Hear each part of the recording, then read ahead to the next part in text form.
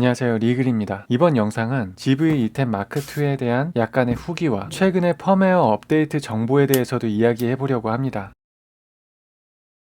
GV-E10 마크2는 소니 크롭 카메라 중에서 엔트리 라인인데 전작인 E10보다는 더 좋은 스펙이라서 보급 기종보다는 약간 더 좋은 모델이라고 보면 되겠습니다. E10하고 가격 차이도 많이 나죠. 그래서 둘 중에 고민하는 분들이 많을 거예요. 저도 그랬기 때문에. 이 E10 마크2는 사진보다는 영상 쪽으로 특화가 됐기 때문에 유튜브 크리에이터나 취미로 영상 촬영하시는 분들에게 추천할 만한 카메라죠. 제가 E10보다 E10 마크2를 선택한 이유는 다른 게 없습니다. 저는 모든 카메라들을 4K 30프레임으로 찍는데 E10은 4K 30프레임에서 크롭이 되기 때문에 E10 마크2에 투자를 한 거죠.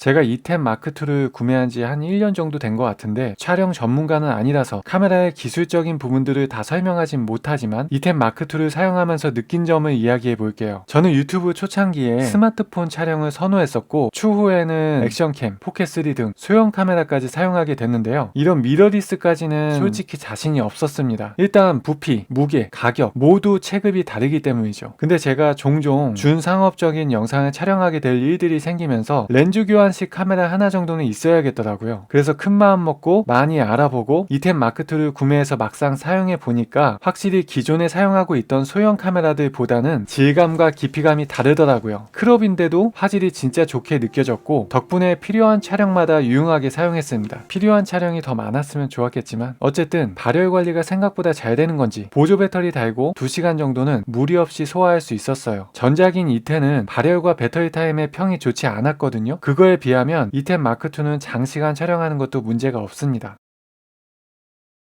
솔직히 제가 이 카메라를 엄청 자주 사용한 편은 아니라서 그렇게 크게 단점으로 여길 만한 것도 아직 못 느꼈어요. 그래도 단점을 꼽아본다면 아무래도 손떨방이 가장 아쉬워요. 요즘 소형 카메라들은 워낙 스테빌라이저 기능이 잘 나와서 상대적으로 아쉽게 느껴지는 것 같아요. 그냥 이 카메라는 손떨방이 없다고 생각하고 삼각대에 고정해서 촬영하는 게 낫습니다. 그래도 상황에 따라서 액티브 손떨방은 쓸만해요. 디지털 방식이고 크롭이 좀 되긴 하지만 그래도 손떨방이 아예 없는 것보다는 낫습니다. 그 외에 단점은 기계식 셔터가 아닌 전자식 셔터라는 점인데요. 사진 용도로는 아쉽다고 하더라고요. 플리커 발생한다고. 근데 저는 이거로 사진 찍을 생각이 아예 없기 때문에 상관이 없었어요. 정말 100% 영상 촬영 용도입니다.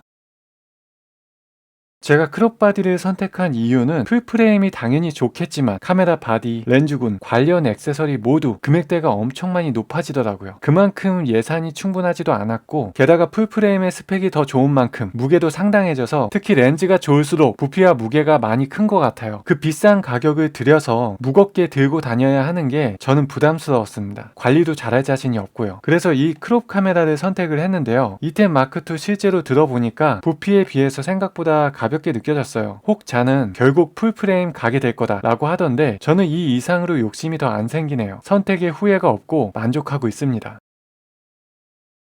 이런 카메라에 이런 매우 저렴한 플라스틱 미니 삼각대를 사용하기에는 좀 불안하죠. 미니 삼각대를 하나 추천한다면 레오포토의 MT03, MBC20 세트를 추천드립니다. 이게 사용해볼수록 점점 더 좋아지더라고요.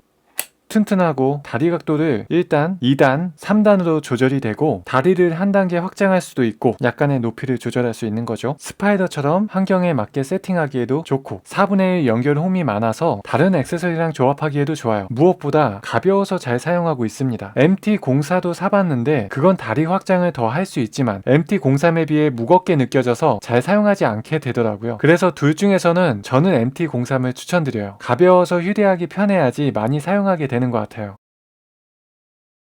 자, 이번 영상을 만들게 된 목적이죠. 우리 GV-E10 마크2가 달라졌어요. 기존에도 좋은 기종이었는데 최근에 펌웨어 업데이트 덕분에 4K 120프레임을 사용할 수 있게 됐습니다. 알파 6700, FX30처럼 1.6배 크롭이 되지만 훨씬 저렴하게 4K 120프레임을 사용할 수 있는 거죠. 물론 그에 따른 발열이나 배터리 타임은 영향이 있을 겁니다. 그런 거 감안해도 120프레임을 활용할 수 있는 게 어디예요? 애초에 4K 120프레임 촬영할 수 있는 기종 자체가 적어서 원래는 알파 6700이 120프레임을 사용할 수 있는 가성비 모델이었는데 이제는 E10 마크2가 소니 크롭 중에서 4K 120프레임이 가능한 가장 가성비가 좋은 모델이 됐습니다. 이번 펌웨어 덕분에 E10 마크2가 완전히 달라진 거죠. E10 마크2 S가 된 것 같아요. 지금 E10 마크2 구매를 고려하기에도 영향을 미칠 만한 스펙 상향입니다.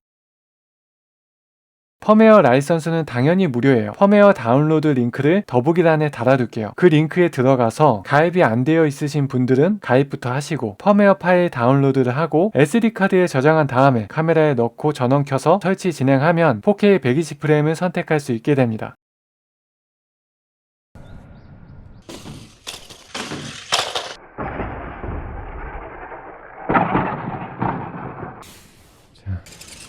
오.